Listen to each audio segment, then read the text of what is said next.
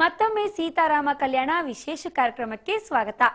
ಈ ಸಂಭ್ರಮದ ಮಹೋತ್ಸವದ ರೂವಾರಿ ಉದ್ಯಮಿ ಗಿರಿಧರ್. ಸಂಕಷ್ಟದ ಕಾಲದಲ್ಲಿ ಶ್ರೀರಾಮನ ಜಪವೇ ಬದುಕಿನ ಉತ್ಸಾಹವನ್ನ ತುಂಬಿತ್ತು. ಆ ನಂಬಿಕೆಯೇ ಸೀತಾರಾಮ ಕಲ್ಯಾಣ ಕಾರ್ಯಕ್ರಮ ಆಯೋಜಿಸೋಕೆ ಸ್ಫೂರ್ತಿಯಾಯಿತು.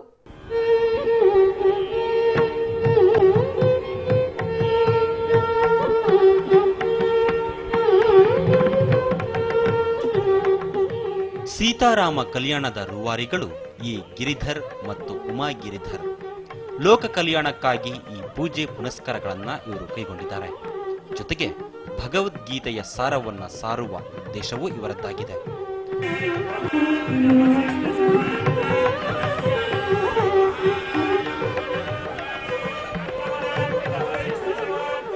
ಬಸವನ ಗುಡಿಯಲ್ಲಿ ವಾಸಿಸಿರುವ ಗಿರಿಧರ್ ಉದ್ಯಮಿ, ಶ್ರೀರಾಮನ ಭಕ್ತ.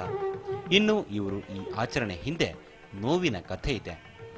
ಕೆಲವು ವರ್ಷಗಳ ಹಿಂದೆ ಗಿರಿಧರ್ ಅವರಿಗೆ ಅಪಘಾತವಾಗಿತ್ತು. ಈ ವೇಳೆ ಆಸ್ಪತ್ರೆಗೆ ದಾಖಲಾದ ಗಿರಿಧರ್ ಅವರಿಗೆ ಚಿಕಿತ್ಸೆ ನೀಡೋಕೆ ಸಾಕಷ್ಟು ಹಣ ವ್ಯಯ ಆಗಿತ್ತು. ಅಲ್ಲದೆ ಗಿರಿಧರ್ ಸಂಪೂರ್ಣ ಗುಣಮುಖವಾಗಬೇಕಾದ್ರೆ ಇನ್ನಷ್ಟು ದುಡ್ಡು ಬೇಕು ಅಂತ ವೈದ್ಯರು ಹೇಳಿದ್ರು. ಈ ಸಂದರ್ಭದಲ್ಲಿ ಇವರು ಮೊರೆ ಹೋಗಿದ್ದು ಯೋಗೇಶ್ವರ ಗುರುಗಳ ಬಳಿಗೆ.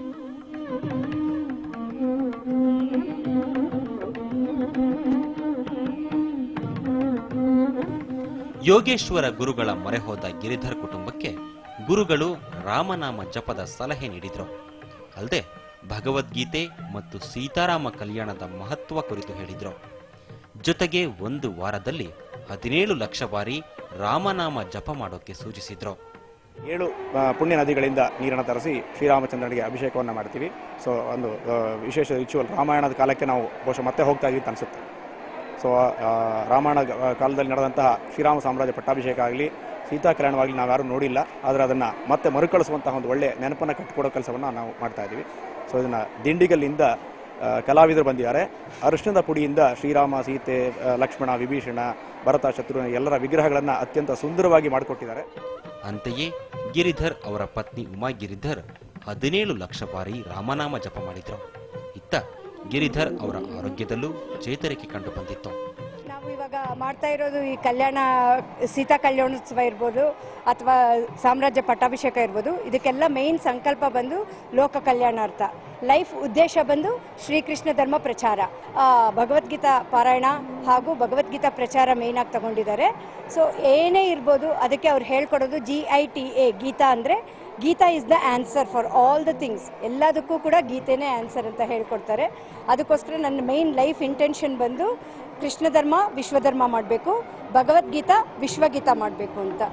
ಗಿರಿಧರ್ ಅವರು ಚೇತರಿಸಿಕೊಂಡ ನಂತರ ಸೀತಾರಾಮ ಕಲ್ಯಾಣ ಆಯೋಜನೆಯ ಯೋಜನೆ ಮಾಡಿದ್ರು. ಲೋಕ ಕಲ್ಯಾಣ ಮತ್ತು ಸೀತಾರಾಮ ಕಲ್ಯಾಣದ ಕುರಿತು ಜನರಿಗೆ ಅರಿವು ಮೂಡಿಸೋಕೆ ಈ ಕಾರ್ಯಕ್ರಮ ಆಯೋಜಿಸಿದ್ರು. ತಲೆ ಪೆಟ್ಟಾಗಿ ಬ್ರೈನ್ ಎಮರೇಜ್ ಆಯಿತು. ಆದ್ದರಿಂದ ಆವಾಗ ನಾನು ಹೋಗಿ ಇದರಲ್ಲಿ ಹಾಸ್ಪಿಟ್ಲಲ್ಲಿ ಸೇರಿಸಿದ್ರು. ಪಬ್ಲಿಕ್ ಎಲ್ಲ ಸೇರಿಕೊಂಡು ಅಲ್ಲಿ ಮಲ್ಕೊಂಡಿದ್ದಾಗ ನಮ್ಮ ಮಿಸಸ್ಸು ಅವರು ನಮ್ಮ ಗುರುಗಳು ಯೋಗೇಶ್ವರ ಶ್ರೀಕೃಷ್ಣ ಗುರೂಜಿ ಅವರ ಮಾರ್ಗದರ್ಶನದಿಂದ 17 ಲಕ್ಷ ರಾಮನಾಮ ಇದು ಮಂತ್ರ ಹೇಳಬೇಕು ಅಂತ ಹೇಳಿದ್ರು. ಮಂತ್ರ ಹೇಳಿದ್ರೆ ಒಂದು ವಾರದಲ್ಲಿ ಮುಗಿಸ್ಬಿಟ್ಟು ಪೂರ್ಣ ಆಗುತ್ತೆ ಅಂತ ಹೇಳಿದ್ರು. ಹರಿಶಿಣದ ಪುಡಿಯಿಂದ ಮಾಡಿರೋ ವಿಗ್ರಹಗಳಿಗೆ ಪೂಜೆ ಪುನಸ್ಕಾರಗಳು ನಡೆದಿವೆ. 4 ನದಿಯ ನೀರುಗಳಿಂದ ಸೀತಾರಾಮರಿಗೆ ಅಭಿಷೇಕ ಮಾಡಲಾಗಿದೆ.